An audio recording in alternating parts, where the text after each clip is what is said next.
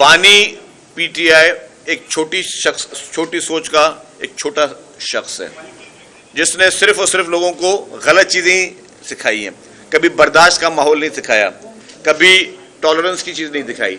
वो he himself एक बहुत बड़ा मैं समझता हूँ कि डिक्टेटर है। और एक ऑरेंज लाइन जो कि कराची में बनी, ऑरेंज लाइन प्योरली 100% हुकूमत सिंध ने ये बीआरटी लाइन बनाई। ये 2 बीआरटी लाइन इस वक्त कराची में रेडी चल रही हैं। उसके लिए लोगों को क्या करना पड़ता है कि जो ऑरेंज लाइन में सफ़र करके ऑरेंज लाइन के आखिरी स्टॉप पे उतरता है, फिर उसको एक आधा किलोमीटर या तो पैदल जाए या कोई रिक्शा टैक्सी करके जाए, और फिर वो जो है और वो फिर ग्रीन लाइन जो है वो उसमें सफ़र करना पड़ता है।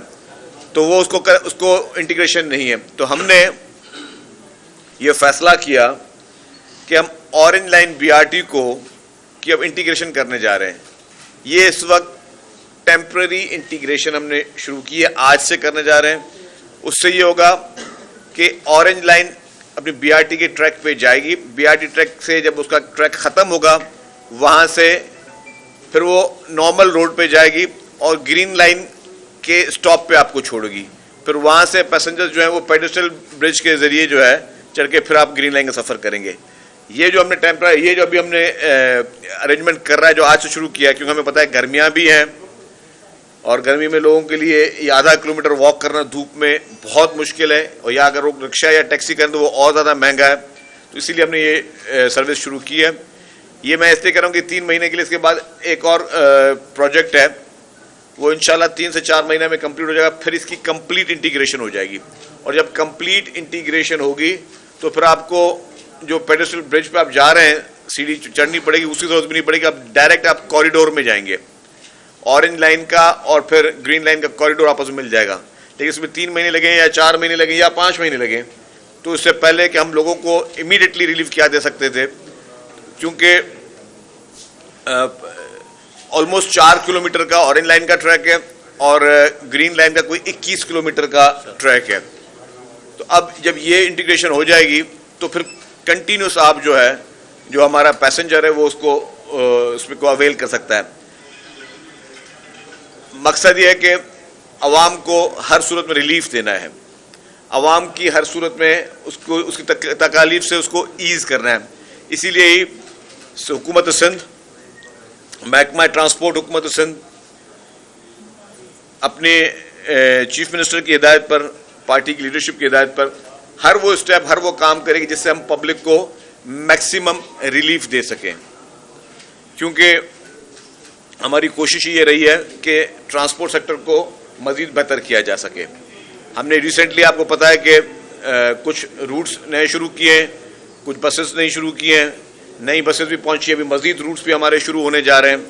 तो यही हमारी प्रायोरिटी थी, इसीलिए आज हम इसका पब्लिक के लिए ये ट्रैक खोलने जा रहे हैं। तो अब अल्हम्दुलिल्लाह पब्लिक को ना रिक्शा में बैठना पड़ेगा, ना टैक्सी में बैठना पड़ेगा, ना उसके मिसिंग ट्रैक में जो है लोगों को वो गर्मी में वॉक करना पड़ेगा।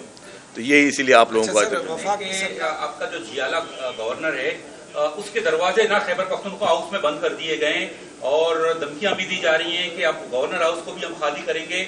और दूसरी तरफ हम देख रहे हैं कि पीटीआई के जो बानी हैं आज वो वीडियो लिंक के जरिए सुप्रीम कोर्ट में पेश होने जा रहे हैं। तो क्या मुस्तकबिल का सियासी पस मंजर देख रहे हैं? देखिए जी, मैं आपको एक बात बता दूं कि जो कल हरकत खैबर पख्तूनख्वा में की गई है, मैं समझता हूँ ये छोटी सोच वाले ही अफराद इस तरह का काम कर सकते हैं।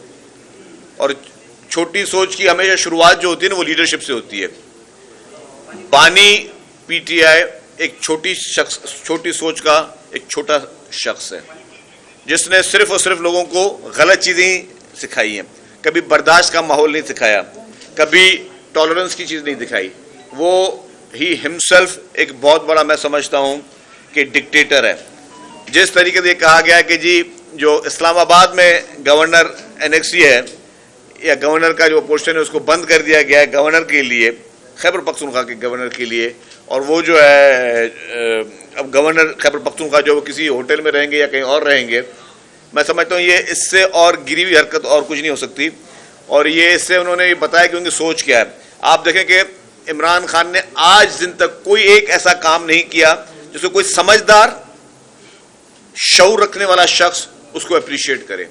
اس نے ہمیشہ عوام کو، پاکستانی قوم کو انتشار کی باتیں سکھائی ہیں، انتشار کی سیاست سکھائی ہے، لڑائی جھگڑے کی سیاست سکھائی ہے، گالم گلوچ کی سیاست سکھائی ہے، فیملیز کو میں پولرائزیشن کی سیاست سکھائی ہے، لوگوں پہ الزام تراشی کی سیاست سکھائی ہے، جھوٹ کی سیاست سکھائی ہے، پروپیگنڈاز کی سیاست سکھائی ہے، بدتمیزی کی سیاست سکھائی ہے.